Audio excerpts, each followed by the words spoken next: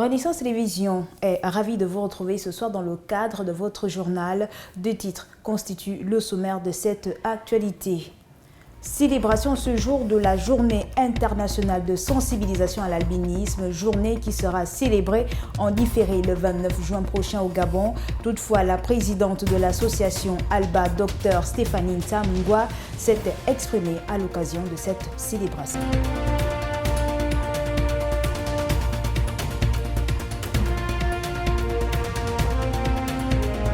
Et puis, le maire de Libreville, Léandre Zué, a reçu ce matin l'ambassadeur du Japon au Gabon. Nous aurons les détails dans quelques instants au cours de cette actualité du soir.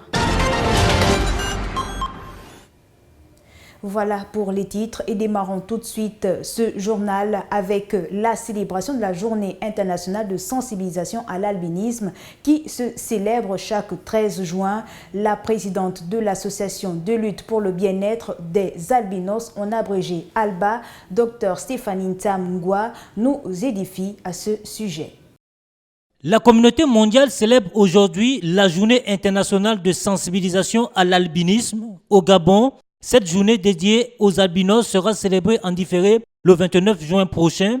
Pour l'heure, la présidente de l'association de lutte pour le bien-être des albinos, ALBA, définit ici ce que l'on entend par albinisme. L'albinisme, c'est une maladie génétique qui entraîne une diminution ou une absence de couleur dans la peau, les cheveux et les yeux.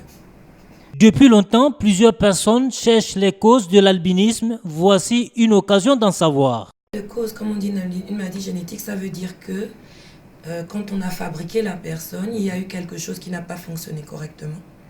Et ça crée une anomalie. On est tous, programmés pour avoir une certaine forme de nez, une certaine couleur, un certain type de cheveux, etc. Et dans certaines maladies qui sont transmises des parents aux enfants, c'est ce qu'on appelle les maladies génétiques. Il y a eu une anomalie dans la fabrication même de la personne. Donc il n'y a pas une cause en tant que telle, c'est juste une anomalie du gène qui doit fabriquer la couleur. Les albinos sont frappés par de nombreuses maladies de la peau. S'ils sont en contact du soleil, quels sont les moyens préventifs? La principale chose, c'est se protéger du soleil. On se protège du soleil, soit avec les vêtements couvrants, longues manches par exemple, pantalons, etc., chapeau, casquette. Pour les parties qui ne peuvent pas être dans les habits, il y a ou l'utilisation du parapluie quand on est exposé au soleil, ou bien des crèmes solaires. Ce sont des crèmes qui font un écran entre la peau de la personne et le soleil. Les personnes atteintes d'albinisme n'attendent plus être vues sur le prisme bizarroïde. Elles sont victimes de stigmatisation et autres préjugés. C'est normal que je sois stigmatisée à la discrimination que je subis parce que, sincèrement, essayez un peu de vous mettre dans la peau d'une personne qui est différente. Imaginez-vous, vous trouvez au milieu des personnes, vous sortez, on vous insulte, vous ne demandez rien à personne. Quelqu'un va toujours venir vous dire un mot qui va vous blesser. Le 13 juin a été proclamé Journée internationale de sensibilisation à l'albinisme à la suite de l'adoption d'une résolution par l'Assemblée générale des Nations unies le 18 décembre 2014. Cette journée internationale sera célébrée le 29 juin prochain en différé au Gabon. La présidente de l'association ALBA, au micro de nos reporters, a adressé un message à l'endroit des personnes vivant avec l'albinisme et celles qui partagent leur quotidien. Vous savez, nos peuples avaient une certaine intelligence. Et ils n'avaient pas la science et ils cherchaient des explications aux phénomènes qu'ils voyaient. Ils avaient donc recours au surnaturel pour comprendre ce qui n'était pas habituel. Force est de constater que quand on n'a pas de couleur, c'est bizarre. À cause de ce manque de couleur, les gens se sont posés un certain nombre de questions. Et toutes les légendes que vous entendez sont dues au fait que quand on voit un enfant qui n'est pas comme son père et sa mère, on se pose des questions. On a donné des explications mystiques qui sont différentes d'un peuple à l'autre. L'albinos, quand il est exposé au soleil, sa peau se gaspille. On voit que tous les enfants sont là, mais il y en a un qui, à un moment donné, a une plaie inguérissable ou une chair bizarre qui pousse sur lui. C'est un peu normal que la croyance populaire ancestrale ait pensé que c'était une malédiction. À cause de ça, à cause des complications médicales, à cause de l'aspect différent. Aujourd'hui, on sait maintenant que c'est un problème de gène. Mais il n'y a rien de magique dans l'albinisme. Il n'y a rien de mauvais. Que ce soit une bénédiction, une malédiction, il n'y en a pas. Chez les albinos, vous trouvez des ministres, des ambassadeurs, des enseignants, des femmes au foyer, des braqueurs. Il y a tout dans les albinos. Il n'y a pas quelque chose de particulier qui arrive dans les familles des albinos. Il y a tous les types de familles. Il y a tous les profils professionnels. Toutes les maladies que tout le monde a, on a ça aussi. Donc on ne peut pas dire que l'albinisme c'est une bénédiction, une malédiction. Aucun albinos n'a de don de guérison. Le fait d'avoir un albinos dans la maison, ça n'a pas fait aussi avoir d'incendie ou bien que tout le monde est mort. Rien ne s'est passé. Les albinos, quand ils sont dans les familles, ça se passe exactement comme dans les familles des autres. Donc, je suis désolée pour tous les gens qui pensaient qu'en se distribuant les cheveux, les ongles, les morceaux d'albinos, ils allaient devenir prospères. Il va falloir travailler pour devenir riche. Et c'est tout. Il n'y a pas une pratique magique. En tout cas, en ce qui concerne l'albinisme, qui est efficace. Il n'y a pas non plus une malédiction qui a été vue au contact des personnes vivant avec l'albinisme. Donc, les gens prennent conscience. Les gens sont moins agressifs verbalement. En tout cas, il y a moins de monde qui nous agresse, même si ça existe encore. Les personnes qui nous stigmatisent n'assument plus de nous stigmatiser. Je pense que ça avance. Les mentalités changent doucement, mais elles changent. Surtout chez les jeunes, les gens sont beaucoup mieux acceptés que chez les personnes qui ont un certain âge, qui ont encore foi dans certaines croyances mystiques, animistes. Ça avance, doucement, mais ça avance. Et puis, il y a de plus en plus d'albinos qui viennent en consultation pour se faire traiter quand elles ont des problèmes. Il y a beaucoup plus de personnes qui, quand elles ont un bébé albinos, viennent voir le dermatologue pour demander des conseils. Je pense que les choses avancent, mais il y a encore beaucoup de travail à faire. Il faut s'accepter tel que nous sommes. On a une identité. Nous sommes des humains qui sont nés sans couleur. Ce n'est ni mauvais ni bon, comme je le dis souvent. C'est juste comme ça. Ça a des complications. On est des personnes remarquables et remarquées. C'est à nous de décider si nous serons remarqués positivement ou négativement. Nous sommes fragiles. On doit aller en consultation chez le dermatologue dès que quelque chose se passe. Il faut l'accepter et vivre. Même si on vit sans couleur, il faut vivre.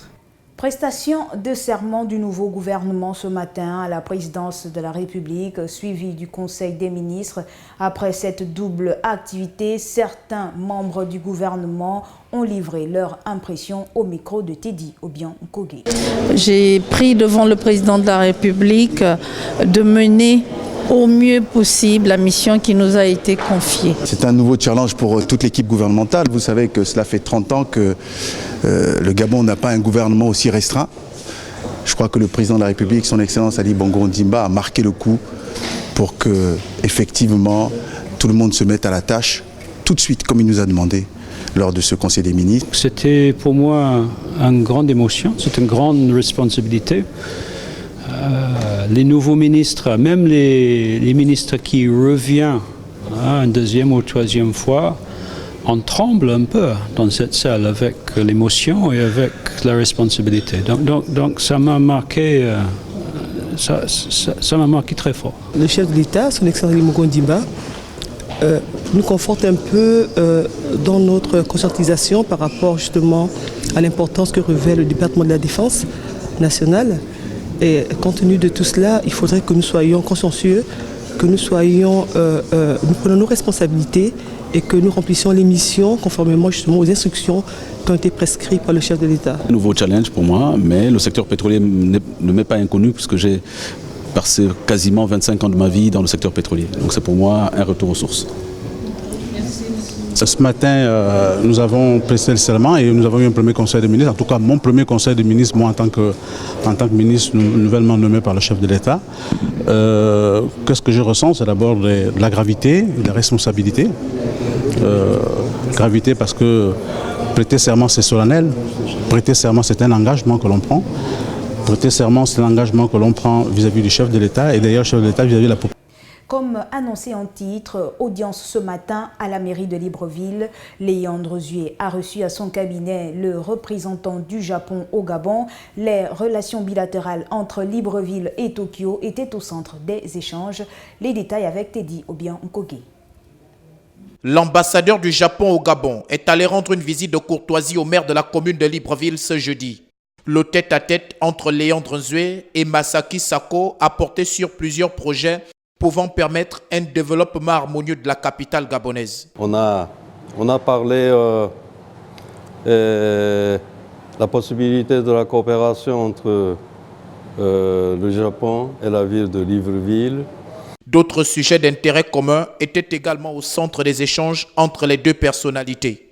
On a parlé sur le plan général pour promouvoir la relation entre le Japon et le Gabon, dont notamment la ville de Libreville. Il faut dire que l'axe Libreville-Tokyo se porte très bien et l'ambassadeur Masaki Sako a souhaité la consolidation de cet acquis. En deuxième heure, Léandre Zué, le maire de Libreville, a également reçu le président du groupe belge John Cockerill. Il était question pour les deux hommes d'évoquer les sujets d'intérêt commun. Compte rendu. Franck Pascani était également l'hôte de Léandre Zué ce jeudi. La poignée de main entre le maire de la commune de Libreville et le président du groupe John Cockerill Service et John Cockerill International témoigne de l'intérêt des deux hommes à améliorer le quotidien des Librevilloises et des Librevillois en matière d'adduction en eau potable et autres. L'intérêt pour la commune et pour monsieur le maire, c'était les problématiques de potabilisation d'eau et de traitement d'eau et d'adduction d'eau, enfin de production d'eau, et puis aussi tout ce qui est problème d'énergie, et nous avons abordé aussi les problèmes d'éclairage public. Le patron du groupe belge a présenté à l'édile de la capitale gabonaise des solutions sur certains besoins primaires des populations librevilloises. Je suis très satisfait, l'accueil de monsieur le maire était très chaleureux. Il nous a écoutés de manière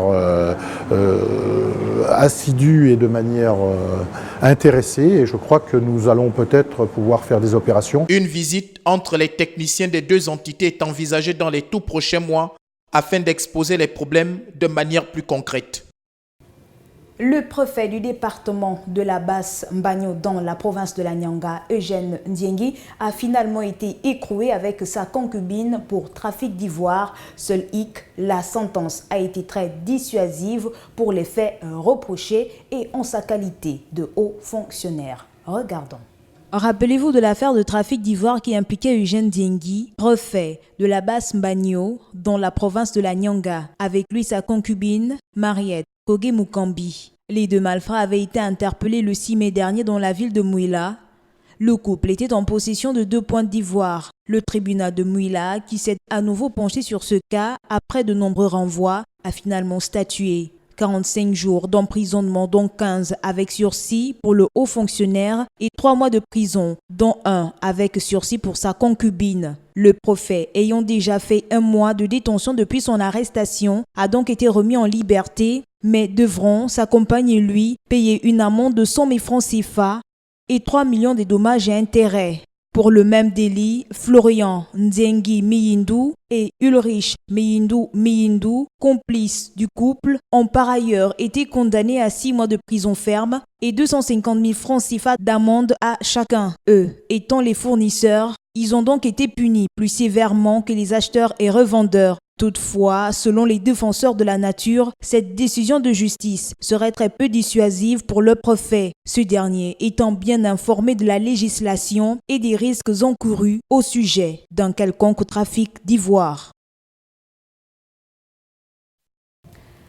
L'actualité se poursuit hors de nos frontières avec cette application mobile en passe de changer le quotidien de tous les Kenyans. Elle permet de prévoir la pluie et avec les zones où abreuver son bétail. Les explications avec nos confrères de l'étranger. Ça y est, tout est prêt pour la transhumance. Tout ou presque, car pour ces bergers, la hantise est de ne pas trouver des pâturages dans cette zone très aride. Alors avant de partir, un coup d'œil sur le smartphone et sur cette application météo. Une assistance bien pratique devenue même primordiale sur de longues distances. Je n'aurais pas perdu autant de bétail l'année dernière si j'avais utilisé cette application lorsque nous avons déplacé notre stock vers le mont Kulal. La plupart des bêtes sont mortes en chemin parce que quand nous sommes arrivés, il n'y avait pas de pâturage. Et il faut donc à tout prix éviter ça. C'est l'ambition de cette application réactualisée en temps réel, à condition évidemment d'avoir du réseau. Même si vous avez un réseau faible, vous pouvez facilement obtenir des infos météo par SMS. J'en reçois habituellement un tous les lundis, donc au moins ça m'aide. Et je peux même alerter d'autres éleveurs. C'est précisément l'autre atout de l'outil. Il diminue les tensions entre éleveurs. Il y a de moins en moins de disputes pour un même point d'eau. Mieux encore, une sorte de solidarité s'est développée au sein de cette communauté d'utilisateurs grandissante. Nous avons pour objectif d'atteindre 100 000 personnes. N'oubliez pas que nous travaillons à la fois au Kenya et en Éthiopie, de manière équilibrée. Environ 50 000 ménages au Kenya, environ 50 000 autres en Éthiopie. Et l'apport technologique ne devrait pas s'arrêter là. Pour protéger le secteur, qui représente quand même 12% du PIB du pays, une autre appli en développement devrait bientôt permettre de mieux connecter ces informations aux polices d'assurance des éleveurs, ce qui leur permettra en bout de course d'obtenir des indemnités avant le début de la sécheresse. Elle servirait par exemple à acheter par anticipation assez de fourrage pour leur bétail. Partons à présent en République démocratique du Congo. L'invalidation des mandats parlementaires des 23 élus de l'opposition par la Cour constitutionnelle cristallise les tensions. Certains demandent la démission du président Félix Tshisekedi. Les détails. Martin Fayulu a convoqué journalistes et militants.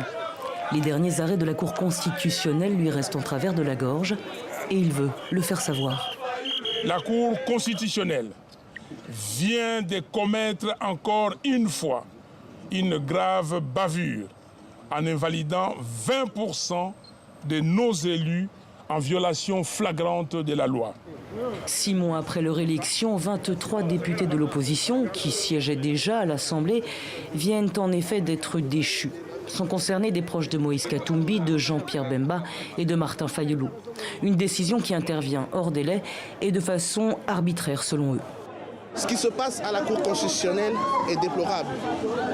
Nous ne savons plus ce que c'est la loi électorale, nous ne savons plus qui décide, nous ne savons plus. Le pays traverse une crise. Hasard ou pas, ces évictions profitent essentiellement au FCC de l'ancien président Kabila. Ces anciens ministres des ex-gouverneurs accèdent ainsi au siège de député, alors que le FCC est déjà largement majoritaire à l'Assemblée. Ces invalidations s'inscrivent dans un schéma visant à museler totalement l'opposition et à la confiscation de la souveraineté des peuples. La Cour constitutionnelle fait donc encore parler d'elle. C'est elle qui a rejeté les recours de Martin Fayulu et validé l'élection contestée de Félix Tshisekedi. Pour certains, la Cour est sous influence. Elle est totalement désavouée par presque la majorité des Congolais. Les gens en ont marre avec des gens qui ne travaillent pas pour la consolidation d'un état de droit, mais qui semblent continuer à servir les intérêts d'une famille politique. Sur les 9 juges de la Cour, 8 ont été désignés directement ou indirectement par Kabila. À savoir, 6 mois après les élections générales de décembre dernier, aucun résultat n'a été publié, comme le prévoit pourtant la loi électorale. Le virus Ebola sévit en ce moment en Ouganda. 2 cas ont été confirmés, dont un garçonnet qui serait décédé. Il l'aurait contracté en République démocratique du Congo où il séjournait pendant les vacances. Le récit avec nos confrères de l'International. La nouvelle s'est répandue comme une traînée de poudre dans les rues de Kampala. Un enfant de 5 ans qui revenait du Congo voisin vient de mourir d'Ebola. 2 membres de sa famille revenus avec lui sont contaminés. Le virus est entré sur le territoire ougandais. Le gouvernement n'a pas fait assez pour sensibiliser les gens à propos d'Ebola. Vous savez, quand les gens ont les symptômes, ils les cachent, ils se fondent dans la foule et répandent la maladie autour d'eux. Les gens doivent coopérer, mais le gouvernement doit aussi être ferme et il doit en parler.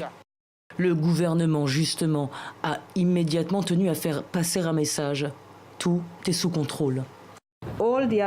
Tous les autres membres de la famille congolaise ont été identifiés et isolés à l'hôpital de Bouéra. 2 d'entre eux se sont fait prélever leurs échantillons lorsqu'ils ont développé des symptômes similaires à ceux d'Ebola. Et les échantillons sont en route pour l'UVRI. Les résultats seront communiqués demain. Mais comment être totalement rassuré? Entre le nord du Nord Kivu, frappé par Ebola, et l'Ouganda, il y a près de 100 km de frontières. Et les va-et-vient ici sont incessants. Les jours de marché, ici à Mpondé, près de 20 000 personnes traversent 2 fois par semaine. Sur les postes à haut risque, lavage de mains et de pieds obligatoire, dépistage aussi des cas suspects. Il y a 25 000 personnes qui traversent à Kasindi, que depuis le début de la riposte, sur 10 mois, il y a 65 millions de personnes qui ont été contrôlées aux différents points de contrôle. Il y en a environ 80. Il y a un mois, le responsable du programme Oxfam en RDC mettait en garde. Si Ebola passe la frontière, ce sera un cauchemar, disait-il. Car la zone, en effet, est instable et ici pullulent une dizaine de groupes armés. De nombreux Congolais n'hésitent pas à se réfugier en Ouganda dès qu'ils sont attaqués. Une fois encore, merci de votre fidélité et j'espère vous retrouver demain à la même heure. Bonne suite de programmes sur Renaissance Télévision, la chaîne de proximité.